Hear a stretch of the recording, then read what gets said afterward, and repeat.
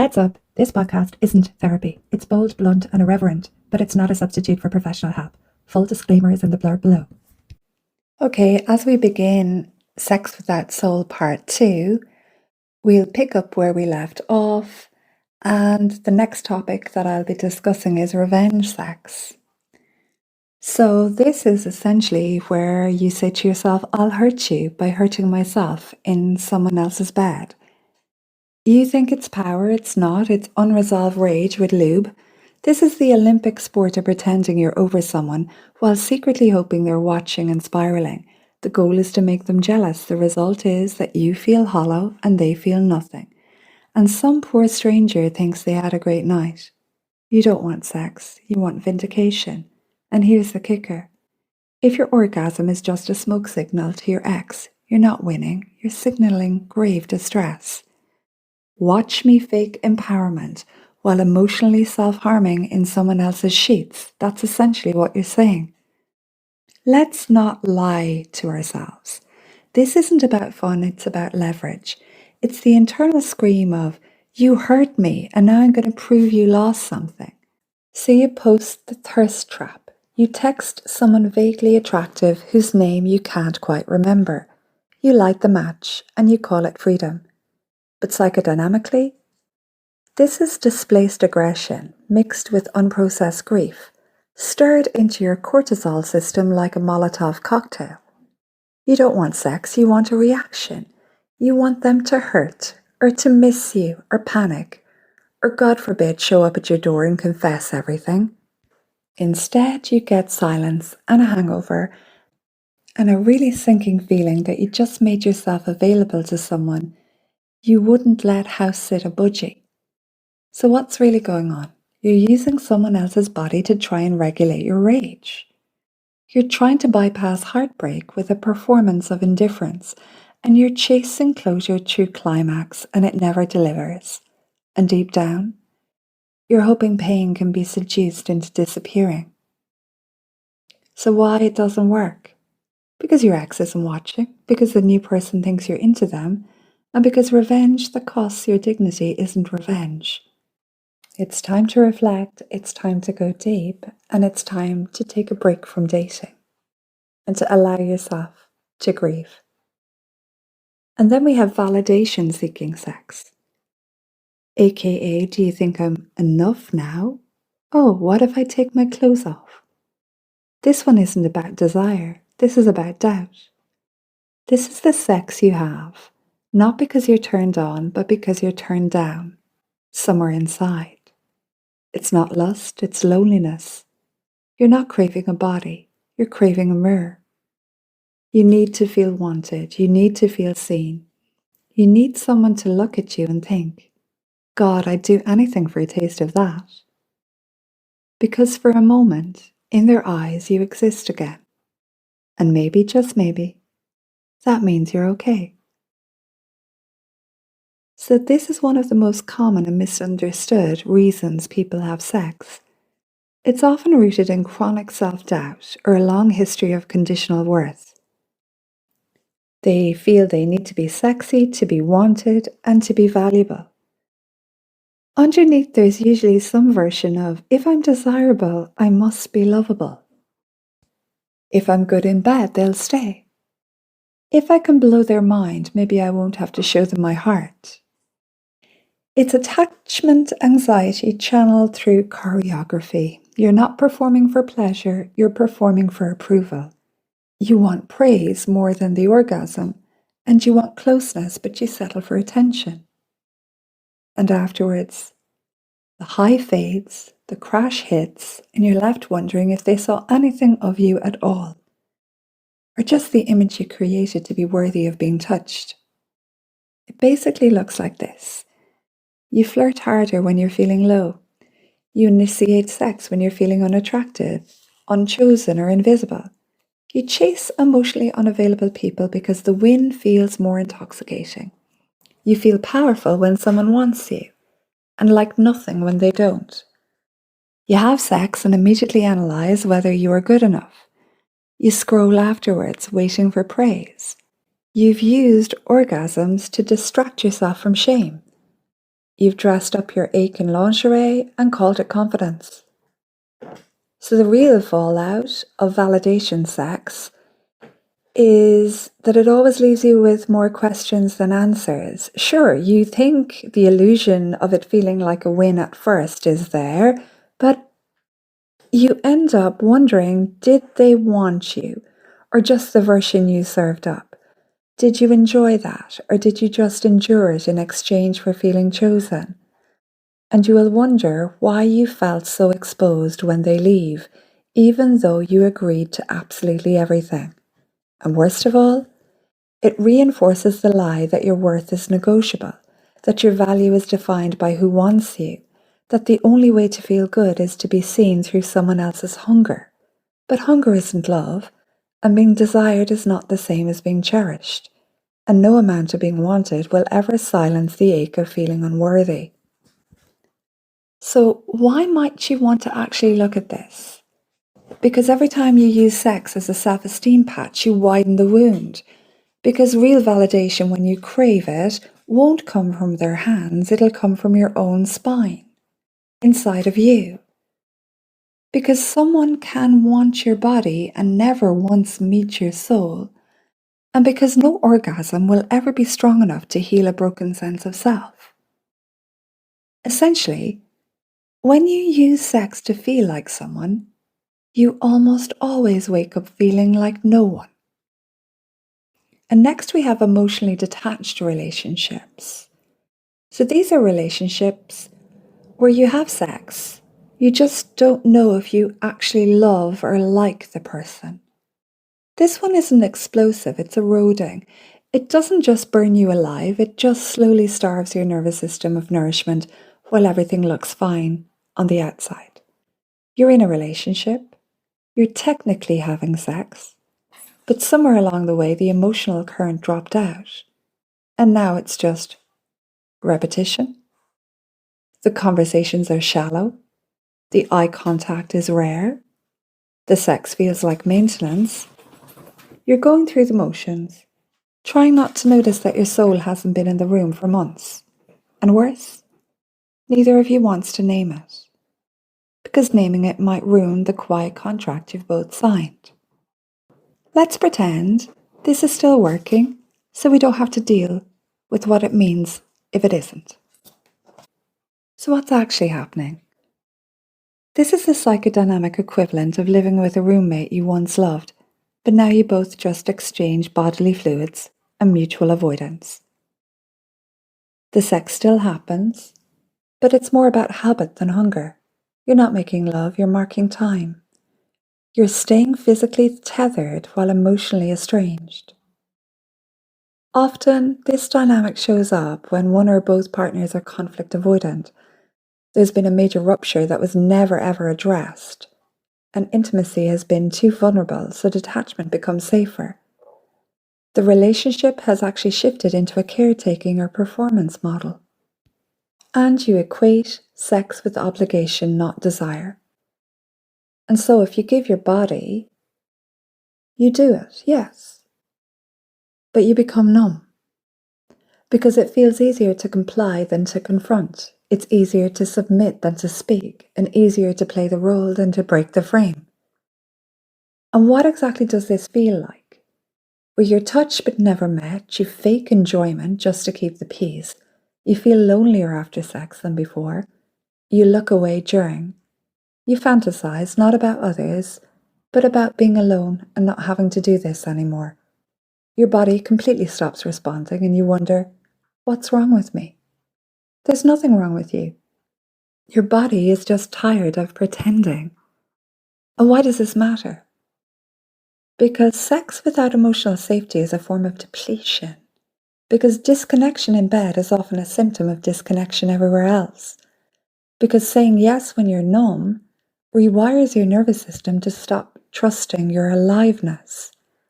And because the longer you ignore the ache, the harder it becomes to find your way back to yourself, let alone to each other.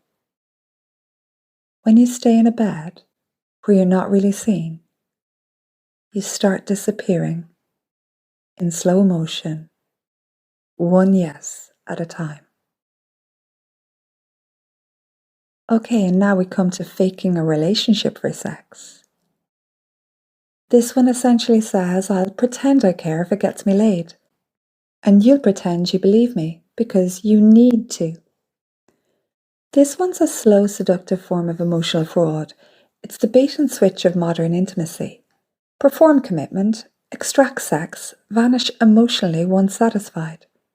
And to be fair, it's not always malicious.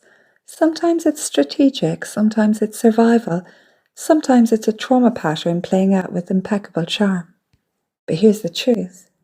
Someone's faking love, someone's hoping it's real, and both are clinging to a fantasy. This is classic manipulative attachment strategy.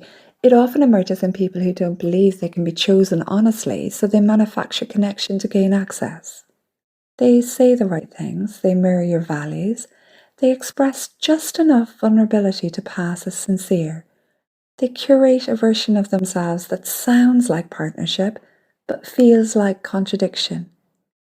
Because something's always off. Too much too soon, too many promises with no follow-through, moments of deep intimacy, followed by emotional and physical absence. Why? Because it was never about connection, it was about access. If you're the one being played, you don't want to believe it, you see the cracks, but you fill them in with hope. You rewire their avoidance as trauma, you call their inconsistency depth, you make excuses because the sex feels electric and your loneliness feels unbearable. But deep down you know, they're not really here, they're performing presence, and you're performing okayness. If you're the one doing the playing, you might not think you're faking it, you might even convince yourself you could fall for them, maybe, someday. But you know you're not all in. You know what you want isn't the person, it's the supply of sex, of attention, of feeling powerful or needed or safe. You don't want their soul, you just want what it gives you access to. And you know what? That's a wound too. This hurts everyone. Because pretending to care fractures your own integrity, and because being almost loved is its own kind of abandonment. Because when sex is extracted through performance, it becomes hollow, even when it's hot. Because emotional theatre always collapses, and when it does, the fallout is brutal. No one wins in this dynamic. One walks away feeling used, the other walks away feeling empty, and both wonder why intimacy never feels safe. If someone has to lie to be let in, they were never meant to be there. They weren't building a future with you. They were rehearsing sincerity long enough to get what they came for. And then we come to performative sex. This is everywhere in marriages, hookups, porn scripts, self-image. It's not about faking orgasms, it's about faking presence, faking power, faking desire, fake, fake, fake, fake, fake, while your nervous system goes quietly numb. So performative sex is essentially, I don't feel anything, but I hope I look good doing it. This is the sex where choreography is flawless, but the intimacy is dead behind the eyes.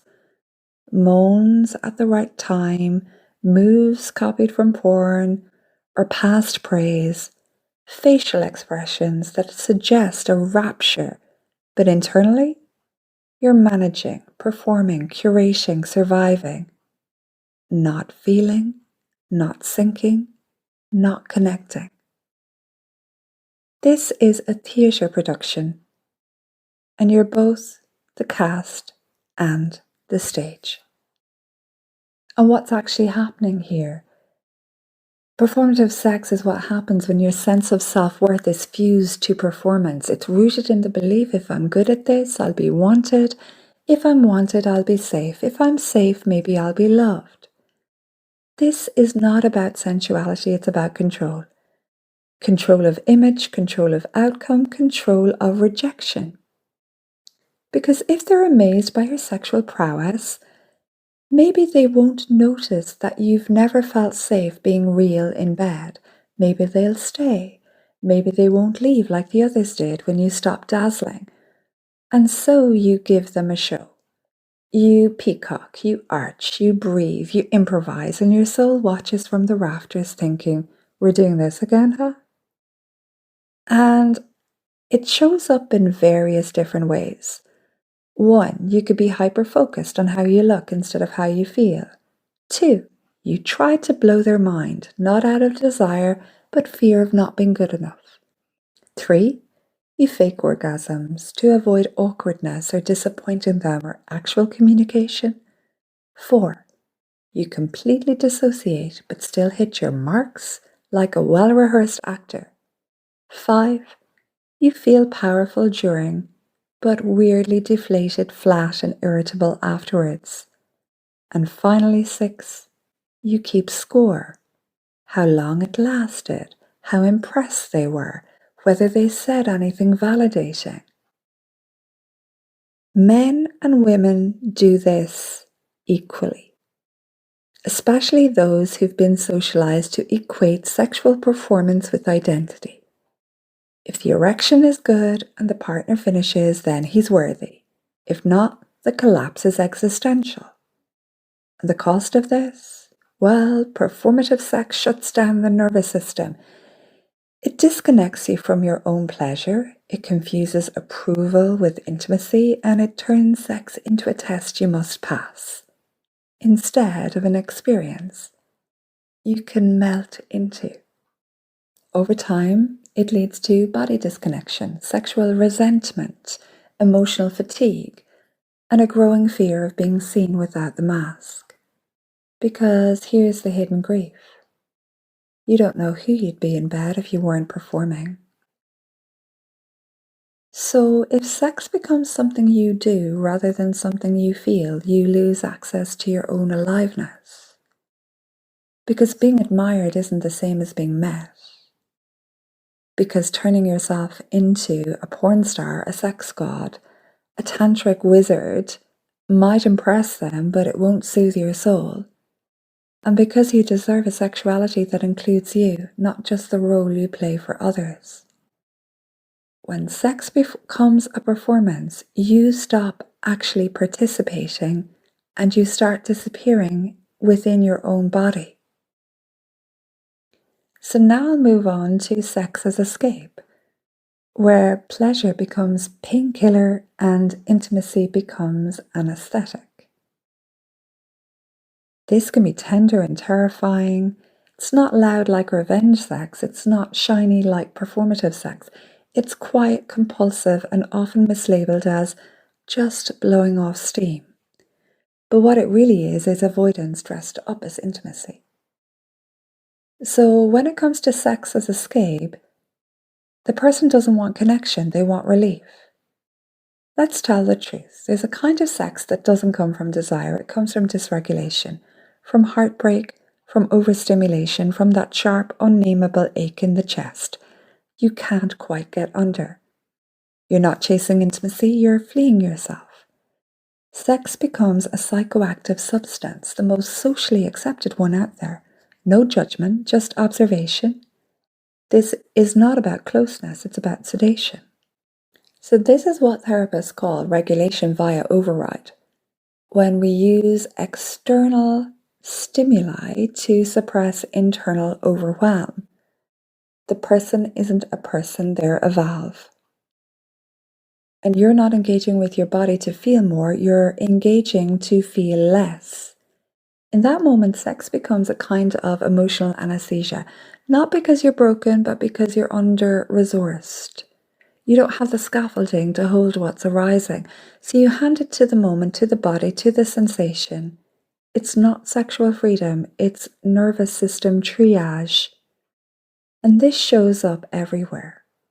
In one-night stands that are initiated after complicated situations. In the long-term relationship where the sex is the only place that connection ever exists because talking feels too raw. In the hookup after a breakup where the body said yes, but the stomach said please no.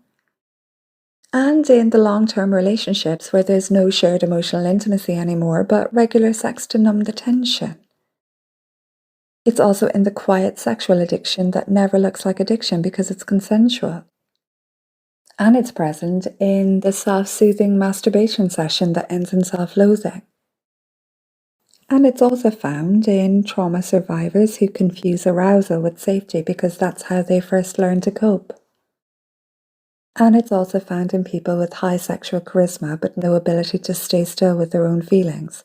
This is everywhere. It's in women who think they're empowered but still can't sit in silence. It's in men who reach for sex instead of tears. And it's in couples who make love after every fight without ever resolving any issue that was brought up by the fight. It's in friends with benefits who know deep down that someone's using someone to not feel alone. So how does this feel if you're brave enough to notice? Well, you're going to have the post-sex collapse, a strange hollowness that creeps in just after the high. You're going to have the sting of feeling like you weren't even there. And you're going to have full body shame that arrives in silence. You'll also have crying afterwards and not being able to explain why. Also lying beside someone who just touched your skin but never touched yourself. And going home and numbing further with food, scrolling, substances, anything to avoid the grief that's waiting. Why does this happen? Well, because sex works temporarily. It floods you with dopamine, oxytocin, serotonin, even cortisol, which can briefly soothe anxiety, depression, grief, or rage. It's a hit, a drop, a silence in chaos. But it's definitely not resolution, it's displacement. You've shifted the ache, not healed it. Over time, this trains your nervous system to look outward, not inward. You learn that relief comes from performance, not presence, from being wanted, not being held. And eventually the body starts to numb. Sex stops being expansive, it becomes contractive. Essentially, it happens to you, not with you. So you might want to pause and reflect and rethink if your orgasm is the only way you know how to exhale and your system is in trouble. Because using sex to escape emotion is like, oh, I don't know, pouring a bit of cedar cream on a massive, gigantic wound and calling it healing when it really needs sutures. Because pleasure is sacred and not when it's weaponized against your own loneliness. And because what you're really craving is presence, safety, to be able to cry and not be left, to be held, not entered, to be seen without being stripped. Sex as escape is one of the most profound relational wounds masquerading as fun. But naming it, that's step one in taking your body back.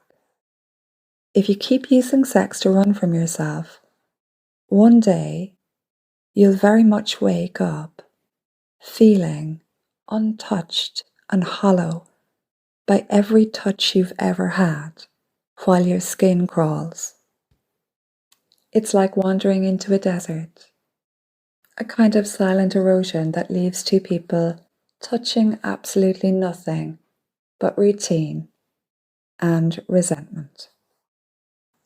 So we'll wrap up part 2 there. Thanks for listening to Soul Path Alchemy, and I will continue with part 3 of Sex Without Soul tomorrow. Again, if you felt something resonate with you, if you recognized yourself in any of what I talked about, know you're not alone.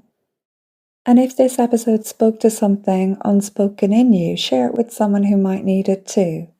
It's how the silence is broken, and it's how individuals can come home to themselves. If you like these topics and would like to listen to more monologues like this, you can follow or subscribe to the podcast. It helps others find it, and it lets me know that these conversations matter. So until next time, I'm Annie. Thank you for listening. Be gentle with your body, be honest with your soul, and remember, you don't have to trade yourself for connection again. Have a really great day. Bye for now.